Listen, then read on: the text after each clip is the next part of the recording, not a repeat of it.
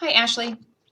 I'm doing a voiceover screen capture. I think that's the easiest way for me to communicate my comments about your draft. Okay, first things first, I usually look at APA first. This looks good. Your running head, and then of course you have it correct on the following pages, so that's good. Your title's correct. The other thing is you might want to put, instead of a doctor's plea for help, maybe a doctor's plea for change would be a little more accurate. Just a little comment. Okay, now once we get into the paper, you have some issues with your APA.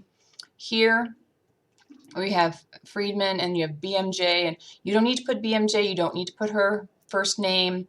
All you really need is Friedman. So actually this is how it would look. Let me put it in a different color so you can tell that it's mine.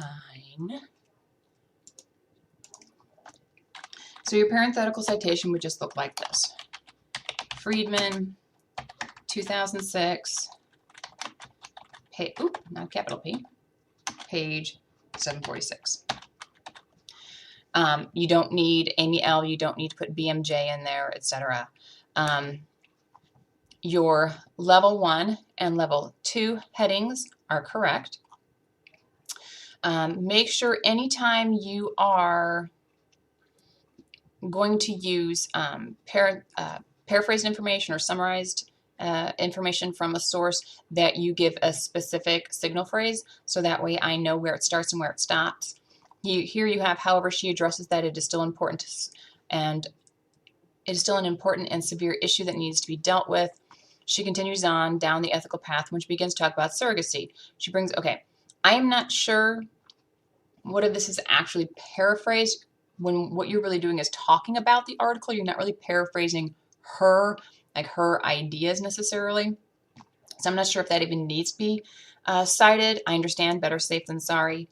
But again, make sure you're using signal phrases. Those are those short phrases that let your audience, they signal your audience to know that what's coming belongs to your source and it's not yours. So it's in our book. I believe I've got some information about it on Sakai, and of course it's also on the Purdue OWL. So look it up. Signal phrases. Make sure that you have them, especially for paraphrased and summarized information, because that kind of source material does not have quotation marks around it. Be careful with a lot of she, the credentials that she adds. You can only use she if we know who she is. So here you have Friedman, and then you have, when you say her audience's trust, that's fine. In paragraph, I would just write in paragraph 2, I would put in the second paragraph of her article. Again, I would put maybe Friedman uses the term, and then later in the same sentence to say she is fine. But use Friedman more often than she. Friedman brings up the inequality. And I know you don't want to use it every time, but a little too many she's in here. And especially here at the beginning of another paragraph to say she adds. No, if you're starting a new paragraph, you definitely need to start it with referring to her as Friedman. Okay? Okay. Let me continue looking to see what I can find here. Credentials that she adds. Oh, let's see. Just kind of look at the content of this paragraph now. Friedman is well aware of the word choice that she needs to use in order to gain her audience's trust. Okay, how she addresses that is still important. She continues on down the ethical path when she begins to talk about surrogacy. She brings up the inequality. I'm not sure how this has anything to do with ethos. That is more pathos. This is dealing with appealing to her audience's values. Ethos is strictly about, when we talk about, and I know because people call it the ethical appeal, and so it gets confusing. It's not ethics in general. Ethos only refers to the credibility of the author. How ethical is the author? Is the author fair? Is the author knowledgeable? All of these types of things. So be careful with this, because this section that I just highlighted, this here, this is not ethos. That's pathos. Appeals to the audience when you're looking at this. If you're going to look at ethos, honestly, you really need to talk about her credentials on the first page. that come right before the first paragraph. I would take a look back at the PowerPoint that I put together explaining all the different pieces that's going on inside of Friedman's argument. Okay, it's more. These short sentences give the reader an understanding. Okay, I don't know which credentials you're talking about. You might want to quote them. I mean, I do know, but I'm just playing the devil's advocate. However, these credentials could have a negative effect. That's good. How would it help gain the trust? How would it possibly bias?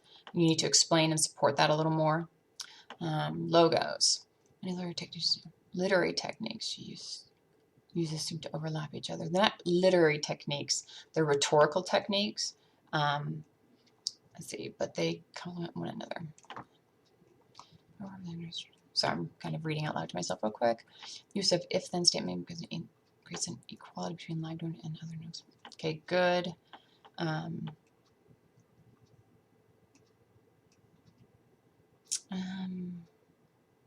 Not sure about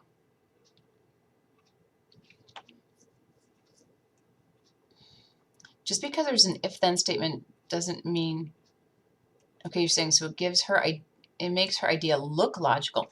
Does it look or is it? Does she convince them that it's logical? That's what you really need to look at.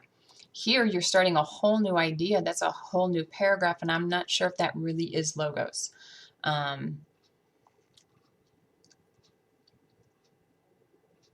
It's easier here. She then makes it easier, again, Friedman makes it easier for the audience to break down the logic behind being compensated for live organ donations by explaining that there are other procedures that people are compensated for already.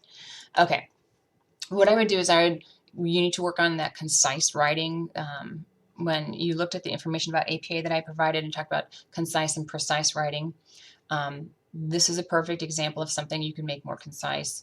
And I would probably write something along the lines of, let's see, Friedman makes a logical comparison between currently legal and accepted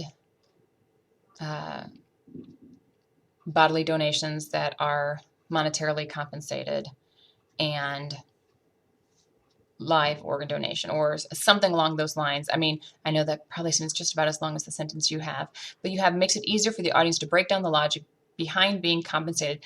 That part needs to come out. I think you can just very simply say that in order to convince her audience that it is ethical, or it should be, that it is ethical and should be accepted to pay for live organ donation. Friedman compares live organ donation to already, or to bodily donations that we already accept as ethical and that, you know, that we pay for, something along those lines. But make it more, even though, okay, that's not more concise, but it is more precise.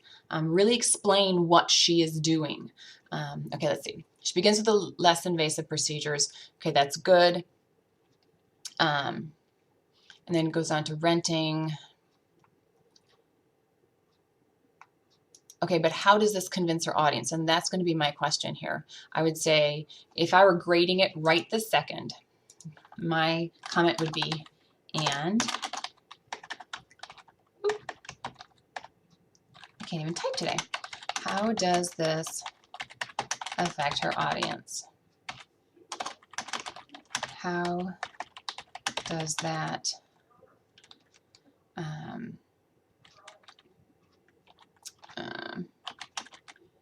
help convince them to support her policy? And those questions I would be asking all the time on so many papers. And those are the questions you need to make sure you're answering. On the grade sheet that I provided for this, and there's a section about, you know, in each paragraph, make sure you have. And on there it says, you know, how does this, you know, how is this an example of the technique you're talking about? How does Friedman use it? How does it affect the audience? How does it help persuade her audience? Those types of things. You have to make sure you have them for every paragraph. Okay. Freeman takes into consideration that rebuttals have to say, but turns them around with good arguments.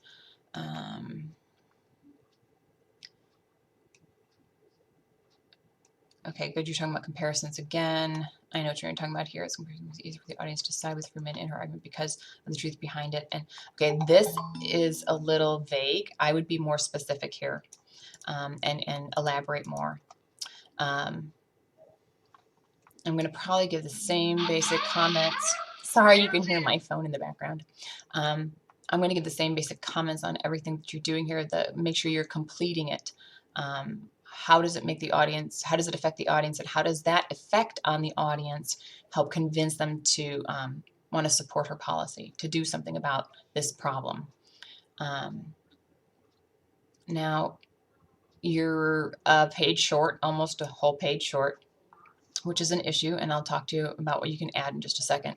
References needs to start on its own page, so you need to go Insert, Page Break, and once you do that, it'll always start at the top of a page. So that's one thing you need to do.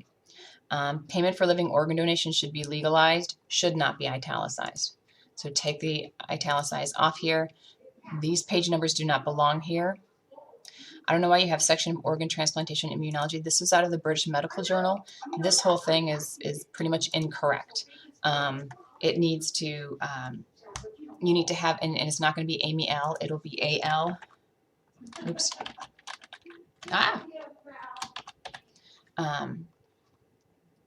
This would not be here. You would need to put British Medical Journal here in italics, and then you need to give the issue number, then you'll give the page numbers, and then you need to give the DOI because the DOI is present. So this whole thing needs to be redone under, and there's only one, so you can take that and just make it reference.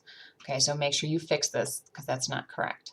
As far as adding length to your paper, what I would do is I would give some more, you could give more examples. I also, like I said, want you to elaborate more, give more support and more analysis, because that's what's missing is some analysis. The section about logos, this section here needs to be much longer. You don't even get into the whole, the end where she says, unquestionably, the strongest parallel between, I mean, you need to talk about that section.